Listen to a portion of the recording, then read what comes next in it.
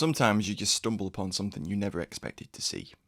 This week I was searching through British Cold War training films and was watching a 1953 film titled Village Clearing.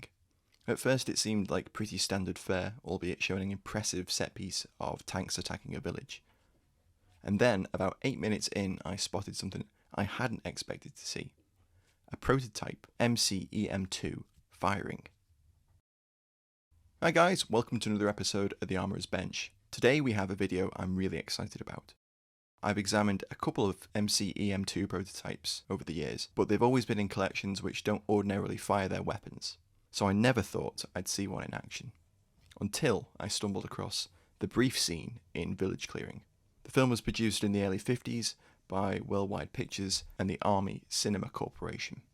The 1953 film shows a company-size attack by the Royal Welsh Fusiliers on an enemy strongpoint, but then shows a section or squad assault on a building. The opposing force, or OPFOR, are using an interesting array of uniforms, kit and weaponry. They're wearing airborne HSAT helmets and are armed with predominantly American weapons, including M1 Garands, some first pattern M1918 BARs, and a lone prototype MCEM-2. This was likely done to differentiate the British troops from the OPFOR. Either they wanted a generic look or they didn't have any Soviet weapons or kit available, as was commonly seen in later training films. But where did the prototype come from? My guess would be that it's the prototype from the British Army's Small Arms School Corps collection, which has historically maintained a working collection of foreign, historic and prototype weapons for familiarization and training purposes. And the SASC was commonly involved in training films like these. The MCEM-2, or Machine Carbine Experimental Model No.2, was developed by a Polish engineer, Jerzy Podczakowski, at the UK's Armament Design Department. Work on the design is believed to have begun in 1944, but was not seriously tested until after the war. We can see from this brief clip that Podczakowski's design was small, compact and innovative. It fed from an 18-round magazine, which, like the later Uzi, SA-23 and the PM-63, was inserted into the pistol grip. While this kept the weapon compact and theoretically holsterable, the MCEM-2's high rate of fire, around 1,000 rounds per minute, meant that the 18 rounds were expended extremely rapidly, and we can get a sense of this from the footage.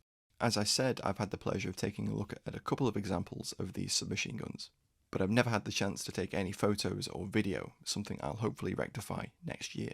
But my friend and colleague at firearms.96.lt was kind enough to share some of his photos of the MCEM-2 and the MCEM-6 that evolved from it. The MCEM-2 had a holster stock and a wraparound breech block that was enclosed in a tube metal receiver, which we can see on this photograph. In 1946, Podczakowski, assisted by another Polish engineer, Alexander Internatowicz, improved the MCEM-2, seeking to slow its rate of fire with a heavier bolt. The MCEM-2 was tested at the Royal Navy's Gunnery School at HMS Excellent in August 1946.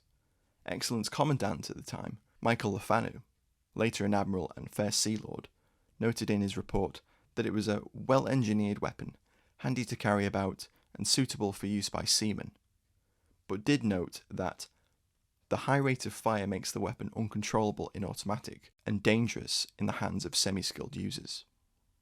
We can certainly see from the footage that the MCEM-2's rate of fire would have been difficult to control if the user wasn't trained to fire in short bursts. We can see some significant muzzle climb in the footage as the soldier fires a couple of bursts into the floor.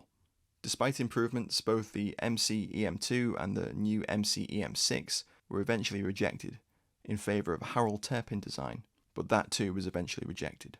And the British Army would go on to adopt the Sterling submachine gun as the L2A3, but their story is for another video. Hopefully we'll be able to take a look at some of these designs up close in future videos. Thanks for watching, I hope you found this interesting.